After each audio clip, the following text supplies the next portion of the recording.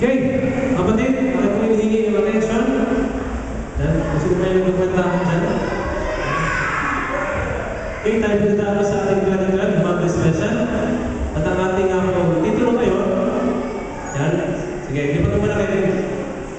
Okay, Rachel. Papalitan tayo ng computer.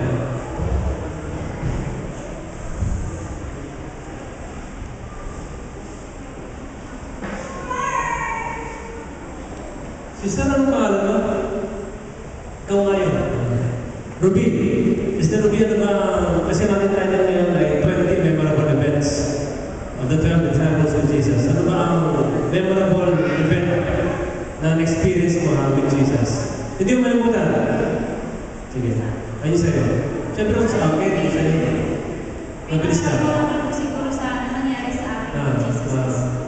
Nung time na nasa Baclaran po ako nag-work. So, Baclaran. So, ang time ko is postal sa Expressway. So, may isa ka din po na yung araw din na yun is first time ko magbeda po ng Bible sa bag ko. Okay. Tapos, ano po, may isang bus, mabilis yung takbo niya. Yung jeep ko na sinasakyan namin, bali, tama lang po yung takbo niya. Tapos, di ba po yung sa may driver, may gulong doon, sa may, parang reserva nila. Parang hinati ko talaga, nakapit talaga siya ng bus. Parang po talaga yun na ang mga kasamahan ko ng mga matatanda. So, gusto ko gumagano po sila sa tao. Pati ako nagtitigim balik po talaga na akala ko. Sabi ko, bakit kaya? Parang kasi yung bus, kasi hindi kita ko mapalapit ko sa dibdib ko yung nakalain mo. Parang nagwala talaga ako na sumami mismo sa may gulo.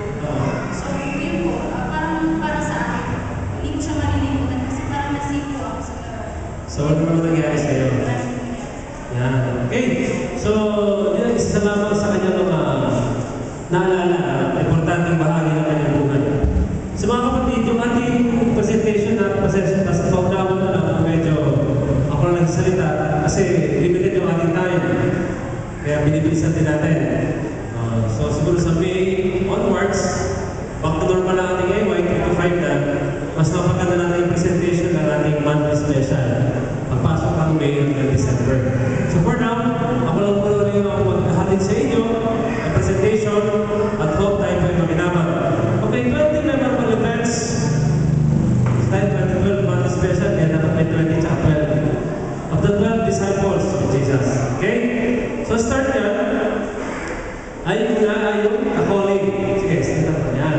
Come follow me. Ang mga disciples, mga kapatid ni Jesus, isa sa mga memorable experience na yan, yung pagtawag sa kanila. Ha? Si Peter, James, and John, naging isda. Si Matthew, nandun sa kanyang trabaho, bilang tax collector na tinawagan. Nasabi sa kanya na Jesus, come follow me. Isang memorable experience yan, mga kapatid. Sa part nila, ha? Iniisip ko, nilagay ko yung aking sarili sa kanila, na yung silang tawagin ng piliin. Hindi na malilimutan yan. Ano po, nakapagsiguro matanong natin sila sa heaven, andun sila kapag nakita natin, ano ba yung feeling na tinawag ni Jesus bilang tagasunod niya, tagalitan niya? Isa sa mga memorable nila, ano sila yung tawagin? Yan. Okay lang ba kayo? Naingay. Ha? Iba yung echo ng mic sa akin eh. Kwentuhan. Okay? Maya na. Okay? So come, follow me. Pangalawa, una memorable. Pangalawa, ito. Ay, hindi talaga malilimutan ng mga yan. Jesus calms the storm. Diba? Ay, hindi talaga malilimutan ng mga disciples yan. Kung paano sila tinawag kay Jesus. Kung paano sila binigyan ng matinding pagsubok sa pananampalataya. Diba sabi nga ng mga disciples sa kanya, ikaw ba yung mayroong pakialam na kami mamatay na? Diba? Meron bang pakialam? Ayan, Jesus, na kami mamatay na? Yan, di ba siya tutulog? Tapos, pinakalma ni Jesus ang storm. Hindi malilimutan ng mga disciples yan, mga kapatid. Hindi nila malilimutan yan. Kung paano inobey ng nature si Jesus. Okay. Sa Matthew 8:27 na dyan binabanggit, they were amazed. Diba? Sila ay namangha sa kapangyarihan ni Jesus. Pangatlo, event yan yung healing. So sa Matthew, ginamit ko lang ang book ng Matthew. Pero marami references yan mga kapatid. Kasama yung mga disciples, yung papagaling niya sa mga miracles niya. Sa Kana, sa mga pagpapagaling ng bulag, may sakit, may katungin, yung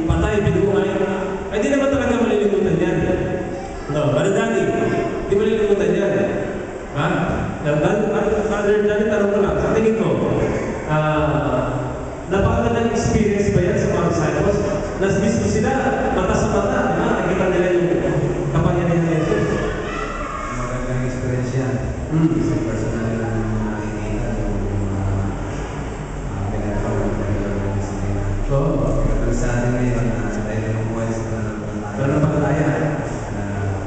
Pag may sakit, manalangin. Sa pananampalataya. Oo. Kaya hindi nila malilimutan yan, no? Kung paano si Lazarus binuhay. Diba? Kung paano si Lazarus binuhay. So, hindi nila malilimutan yan, mga kapatid. Memorable sa kanila yan. Ha? Pangapat, yan, yung sila ay inutusan ng Panginoon na humayo. Kayo mangaral. Pero huwag mo na kayo pupunta sa mga alin. Sa mga Gentile, ha? Dito muna kayo sa mga nawawalan tupa ng Israel. Sabi sa kanila. Diba? Sila ay inutusan na humayo. Sabi ng Panginoon sa kanila, binibigay niya ang kapangyarihan sa kanila na mangaral, magpagaling ng mga sakit, diba? Mag-cast away ng mga evil spirits sa 10 verse 1. Mabasa natin dyan. Abay, memorable yan, mga kapatid.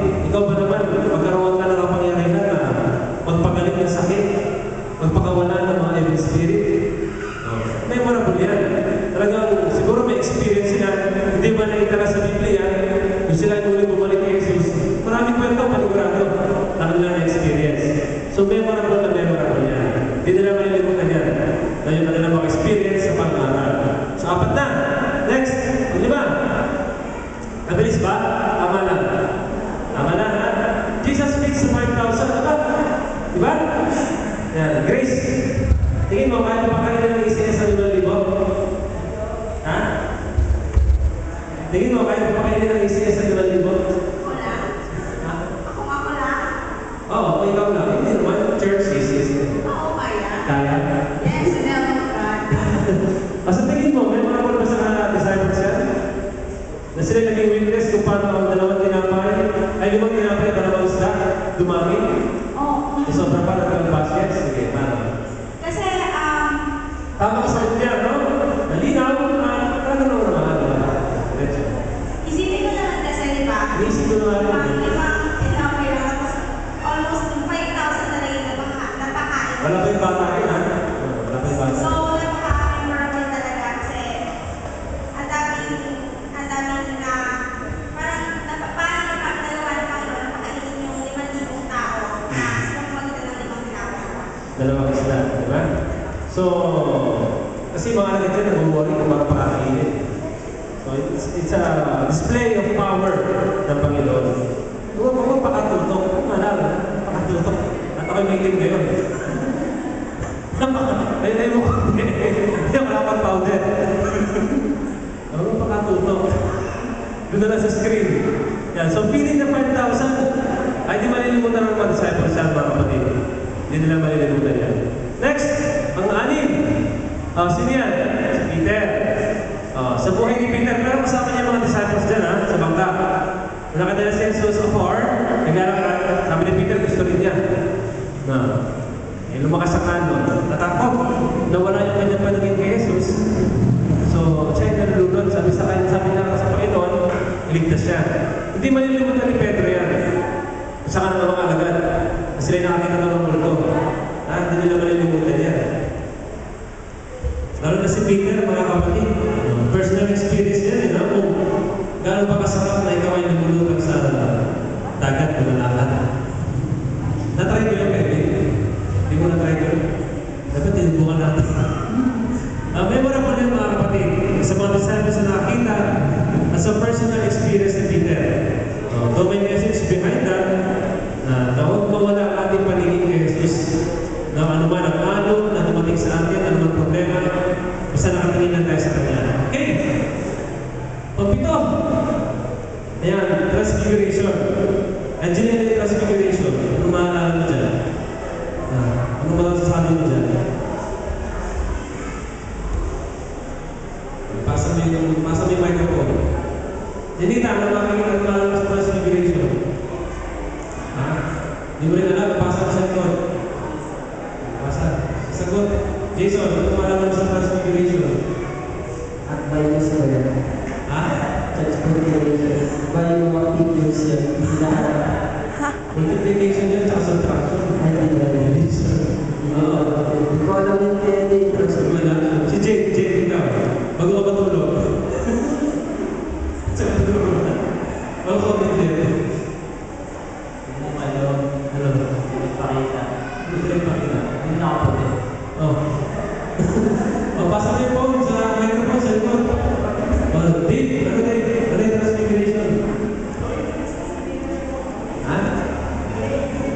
Okay, Kuya, what is the meaning of transfiguration? Can you elaborate us? elaborate lang. Miriam, ano yung transfiguration? Can you please translate the word transfiguration? Because we don't know maybe the word transportation. Actually, transfiguration. Pero pinasa ko yung 70 verses. Ah, sige. Sabi ko, Nakasama mo lang, lapit lang. and when the disciples heard it, they fell on their face and were sore afraid. Siguro pwede yung instance na Basahin na lang yung 17, ha? Yung mga kapatid yung sinabi niyo yung mga piling disciples sa mountain, di ba? At doon nagpaping kumana ng Panginoon, lumiwanag. Lumiwanag. At nagkaroon sila ng tinig mula sa kalita, nakalit sila ng tinig. Hirap naman. At sila natakot, na-amaze. Kasi yung mukha ng Panginoon, yan, liwanag. So sila natakot, ay nalang tumingin, sila makaharap kay Jesus. So may mga po niya mga kapatid sa mga disciples. At doon ay stable ng Panginoon na siya ang ama, ay siya ang anak. Ano po, na pinadala ng kanyang ama mula sa langit. Ang walo, yan, triumphant entry. Agnes, ano yan, Agnes? Pwede ka matanong, Agnes. Si Hana, layo eh. Sige. Hindi ako may kalang mundo. Agnes, yung mic daw. Yung mic. Agnes, what can you say about triumphant entry? Bakit naging memorable yan?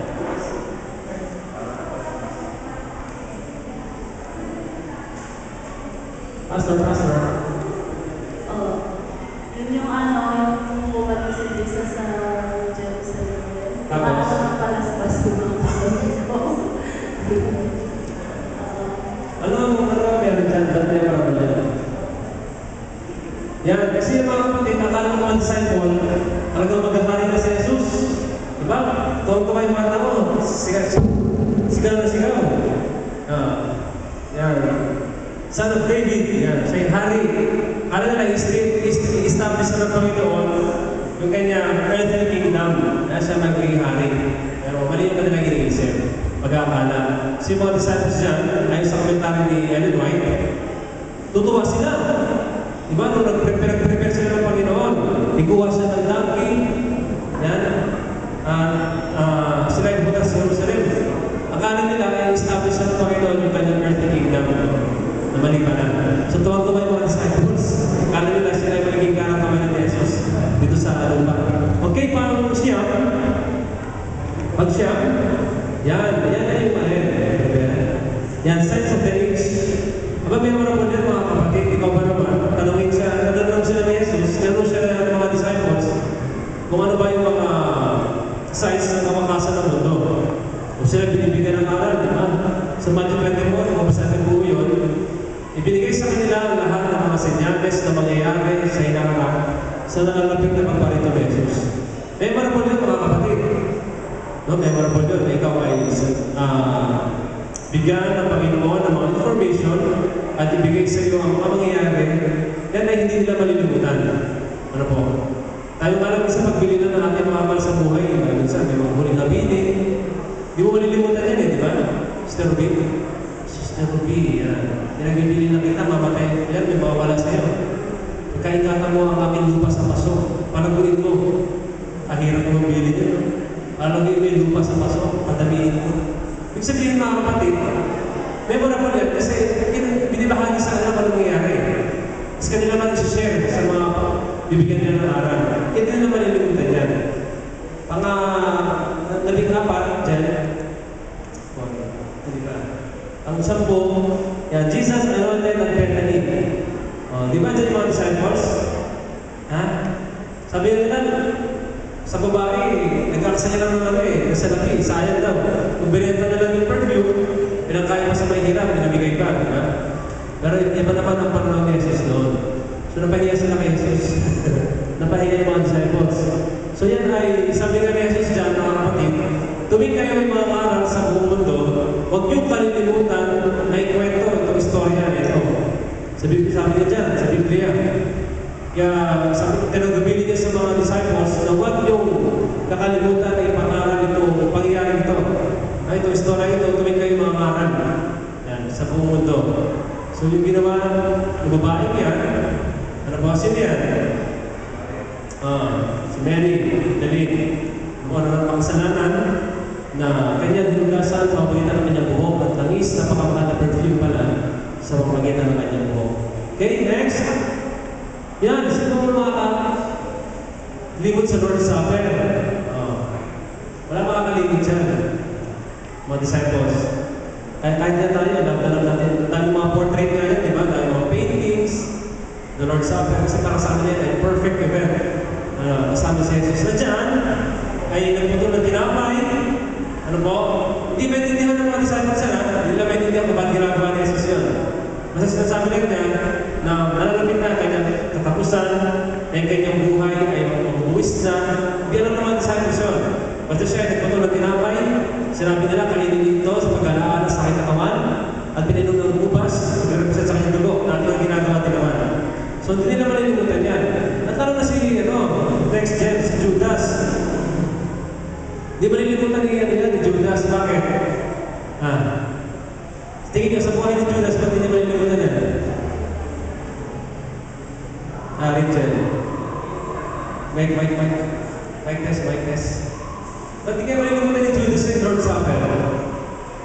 Ibig si Peter, pero kay Judas naman tayo, kasi nalang si Peter yan. Sinabihan siya na ngayon ika-lulu niya. You will betray me. Oo, yun. Lulo.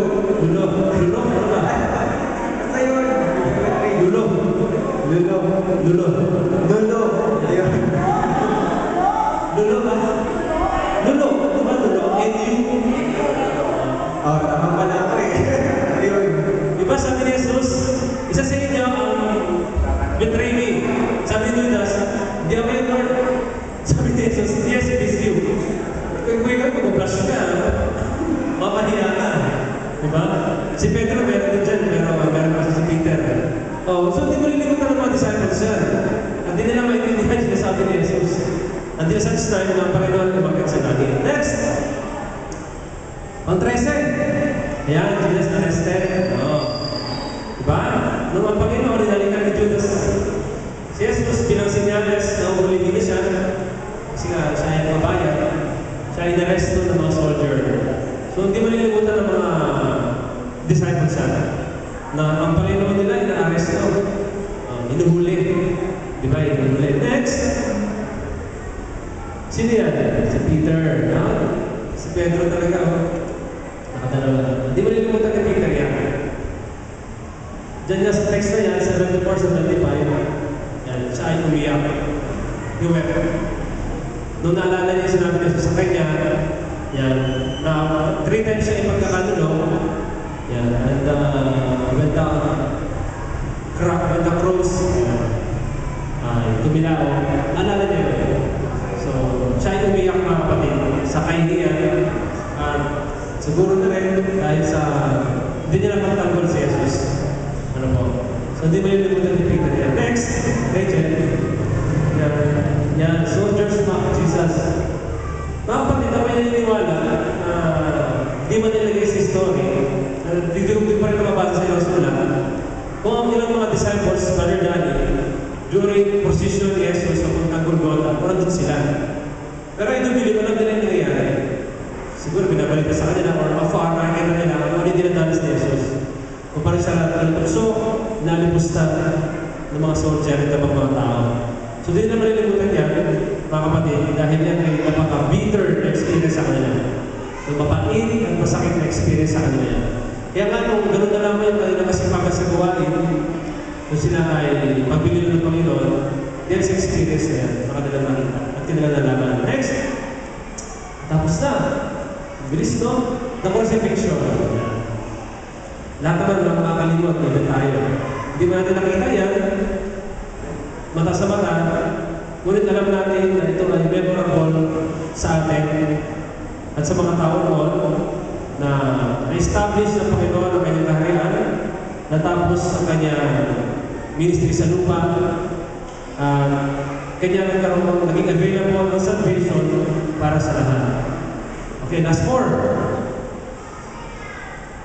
Yan yung resurrection niya, resurrected after 3 days. Diba? Hindi ba unawaan niya ng mga mananampalataya naman kung ano yung after 3 days, ibabalik niya. Diba? Siya ay minamak during crucifixion na buwaba. Kung siya ay Diyos, buwaba doon sa pagkakapako sa kanya. So, ito ay memorable mga kapatid sa lahat. Even kay Martha, yan, sa mga ibang kababaihan na nakasaksi sa ganyan pangyayari. Next, ito ay yung siya ay muli ipakita sa mga disciples niya. Iba hindi makapaniwala, yung iba ay binworship siya. Iba yung natuwa kung may sumakita si Jesus. Sunod, yan, ito yung kanya great mission sa Matthew, di ba? 28, 19, and 20. Na patuloy ito nga yung pinaka-center ng ating quarterly lesson ngayon. Andiyan tayo meron ng crusade dahil sa kanyang panawagan. Kaya nga tayo meron patuloy na plano ng krusada dahil sa kanyang pagubili ni Jesus. At hindi malilimutan ng mga disciples yan na sila pinagpili na 11 na sila dyan. Ngunit ka lang muna naging 12 may dinagdag sila ng isang disipulo. Na sila pagbilinan, na humayo, at mangaral, mga kapatid, at bautismuhan, na sila manatanggap siya kay Jesus, na po sa pangalan ng Ama, Anak, at Espiritu Santo. Kaya nga tayo may-crusade, mga kapatid, dahil sa kanya, dahil sa kanyang buhay na panawagan. Na hindi namatay ang kanyang panawagan, even ang ating mga leaders sa GC, pababa, nalakas sa panawagan sa pangalanan. At hindi mo mabubuhay ang isang iglesia na hindi nangangaral, hindi pwede yun. Hindi pwede na meron church na walang mission of evangelism. Ang iglesia, mga kapatid, ngayon sa pangangaral, puspos din. Di ba meron silang pagkapakayan ng nakaraang February ba yun? February ba yung muna nila sa grandstand? Meron naman silang pagkapakayan. Nakita nyo? May crusade na naman sila. Hindi ko nakita kung saan. Sa April din, baka makasabay yung brother dahil. May crusade na naman ng mga iglesia. Sa puspos din. Si Eddie Soriano, tapos na eh. Meron din siya, worldwide na, crusade din. So, marami din itong crusade. At tayo mga kapatid, bagaman, kasama naman lagi yan sa ating plano yearly, na mag-crusade, yan, na mangaral. At kaya nga naging memorable yan, mga kapatid. Dahil din ngayon, ginagawa namin. At tayo tumutugon sa kanyang panawagan. And lastly, yan, Jesus ascended to heaven. Diyan din na naintindihan ang pinapangaral ni Jesus sa kanila sa lupa, kasama na siya ay akit sa langit at upo sa kanang kamay ng kanyang Ama. At diyan hindi nila malilimutan, mga kapatid. At diyan yung naging pagkasa nila at pagkasa natin ngayon kung bakit po tayo nanampalataya at gumagawa kay Jesus. To end, mga kapatid, in simple presentation, yan naman po ay nasa Biblia din sa Matthew, sinamarize ko lang. So, pwede nyo muling balik-balikan yan, pakiap ko lang dyan. Yan, yung 20 memorable events. Yan, ito yung mga highlights sa kanilang mga buhay na mga 12 disciples kasama si Jesus. Kanina, the parable of the net, kung aking binasa kanina, tutuloy ko lang, this is how it will be at the end of the age. The angels will come and separate the wicked from the righteous and throw them into the fiery furnace where there will be weeping and gnashing of teeth. The parable of the net. Kaya po ay binasa yung first 2 verses po na pagdating ni Jesus ay gaya ng isang mangingisda na kung saan siya nakahuli ng maraming isda at kanyang tinanggal na mas pangit sa mga isda at kinuha namin yung mabuti. Mga kapatid, ano po yung pinaka-thought itong ipiniresent po sa inyo ngayon na memorable events sa buhay ng mga disciples? Why? Dahil ito po yung kanilang naging inspiration, ito po yung kanilang naging foundation na maging masipag sa gawain at patuloy po magpakalapit kay Jesus. In spite na maraming threats sa kanilang buhay, sila ay nabilanggo, sila po ay napatay sa pakamanan, po, sila ay tumayo sa pananampalataya dahil dito mga kapatid. Sa kanilang experience na nangyari sa kanilang buhay. Sa atin mga kapatid, it's time now to share sa iba na hindi pa nakakaalam na pabalita, yan, na may bahagi din naman ang experience nito na naging experience natin na gusto natin ibahagi sa iba. Para hindi sila magpasama dun sa mga isda na pagdating ng Panginoon ay matatapon. Sa fiery furnace po, na kung saan ay mayroong pagnanangin ng ipit, ibig sabihin, pag hinanakit at talagang kasakitan ng katawan ng mga abutin natin. Kaya mga kapatid, ano po, sa calling, na patuloy po tayo gumawa. Yung kanyang Great Commission, patuloy na mag-iba po sa atin, huwag tayo magsawang marinig sa ating pulpit yung panawagan ng gawain. Ano po, sabi ka sa ating lesson na Sabat, di ba? Dapat ang evangelism ay continuous. Yan. Dire-diretso, walang pati ng evangelism. So naman mga kapatid, ito pong simple ay isang presentation na isang experience sa atin na tayo po ay makiisa sa darating na crusade. Yan. Panawagan sa mga members. Saan man tayo napuntang part, wala man tayong part na bahagi. Magkang natin pong presence, panalangin at suporta sa iglesia. Ilandiyan. Bago po tayo mag-pray, ano po, ako lang po mag-lead ng special prayer sa mga kabataan. Bago po ang closing song, closing prayer. Announcement muna, yan, yung PSTC, Pathfinder, may practice po tayo mamaya, mga 6:30 na paga. Para sa induction sa 28, April 28. So may practice mamaya yung mga PSTC members. And next Sabat sa ating AY, hindi na kasi ma-announce ito, ay meron po BBS graduation. Yung mga teacher, 1:30 na. Diyan ba sila? Teachers, yung BBS vacation natin, 1:30. Kasi meron pa tayong last day naman yun na branch Sabbath school. So hopefully 1:30 makapag-start. Yeah. So yun naman yung mga upcoming events natin. At yung ating crusade sa April 28, ano po, ay malapit na po yun. Ang ating pong speaker sa ating crusade, isa natin sa ating prayer, si Pastor Julian Ogfer. Siya yung ating speaker, isama natin sa ating prayer. Si Pastor Julian, pagkakuban siya na spirito na makumuna sa ating pangalan. Ano po, yung theme, nabagay po namin next Sabat, at yung tarpaulin ay atin po i-display next Sabat. Okay, meron pa yung announcement.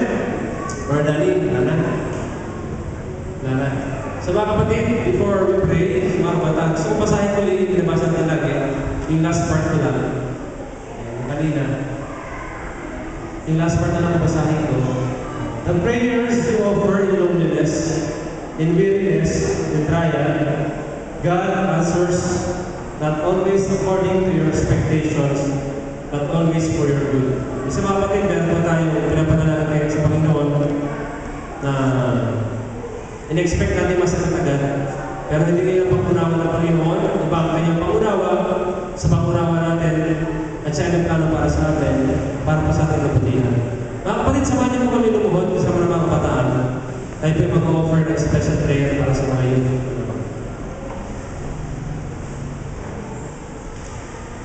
Okay na Diyos, tayo pong kaharian, kapangyarihan, ang iyong uluklukan, ay nandiyan sa pong sakit asa ng langit. Salamat po sa pagkakataong ito na kami mananalangin, na iyo pong ginawa best example ng ikaw ay magbuhay sa lupa. Nagawin sa kabuhayan ng panalangin, dahil ang panalangin ay makapangyarihan, at siya lang po tanging paraan ng pagkagawin makipag-usap sa iyo, at makita po namin na yung kadakilaan sa amin. Meron po kami special prayer yung hapon ng mamanal. Paglapit po sa iyo, nag-iusap, pagtaas, especially po sa mga kabataan na nandito ngayon. Mamanal, kami po tinatanggap ang panawagan at hamon na kami po ay mga susunod na leader ng iglesia. Sa pagharap niya, Panginoon, marami pong pagsubok na dumarating sa amin. Marami pong pagso, marami pong plano po kami iniisip na makabuti po para sa amin. At ang mundo ito aming ginagalawa ay punong po ng mga kaligayahan, kaaliwan na in-offer sa amin. na minsan po ay nagpapawala po sa amin ng focus at nakapagpahina po namin pananampalataya.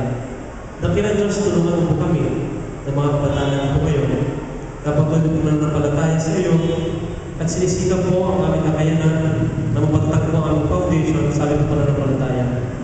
Patuloy niyo po kami bigyan ng kalakasan at buhay, may layo po sa mga kapahamakan, kasama na po ng aming mga mahal sa buhay. Saan po mga burden na dala-dala ngayon at problema, ito po inyong nababasa sa Panginoon Diyos. At amin po itong itinataas sa iyo sa oras na ito, ibinibigay po sa iyo upang magkaroon po Panginoon ng tagaanan sa amin po paglilingkod sa iyo. Dakilang Diyos, amin po tinatanggap, sinasampalatayanan, ang iyong tulong na ibigay po sa amin. Gamitin po ang mga kabataan ito sa patuloy ng paggawa sa Iglesia, magkaroon po na patuloy na kasiglahan. At ang alam po mga magulang, ipatuloy po sumuporta sa adhikain ng mga kabataan na naayon po sa iyong kagustuhan at hindi po para pangasahan ka sa sarili naman. I-bless po Panginoon ang lahat ng members ngayon dito na patuloy po kami makiisa sa mga nalapit na gawain at gamitin po ang aming kalakasan at naman po resources meron kami para po sa pagbabahagi ng liwanag na aming talaga ng sa iyo. Maraming salamat ang banal sa patuloy, pagtanggap at pagtugon sa aming